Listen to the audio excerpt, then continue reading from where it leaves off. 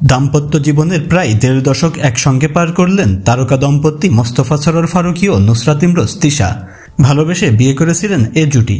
দেশের পট পরিবর্তনের পর অন্তর্বর্তী সরকারের সংস্কৃতি বিষয়ক উপদেষ্টার দায়িত্ব পান মোস্তফা সরোয়ার ফারুকী।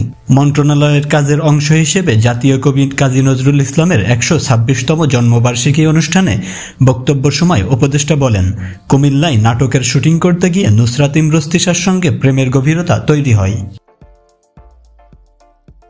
কুমিল্লা জেলা শিল্পকলা একাডেমির মিলনায়তনে আয়োজিত অনুষ্ঠানে প্রধান অতিথির বক্তব্য তিনি এ মন্তব্য করেন।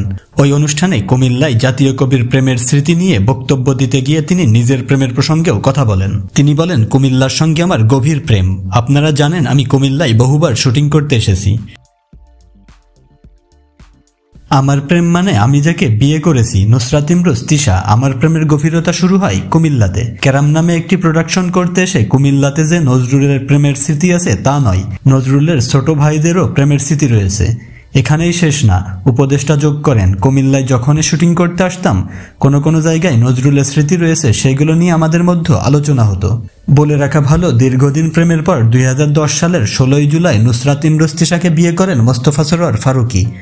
তাদের সংসারে একটি কন্যা সন্তান রয়েছে, নাম ইলহাম নুসরাত ফারুকী। তো বন্ধুরা, ভিডিওটি নিয়ে আপনাদের মন্তব্য কি জানিয়ে দিন কমেন্ট বক্সে। আর আমাদের চ্যানেলে নতুন হলে সাবস্ক্রাইব করুন।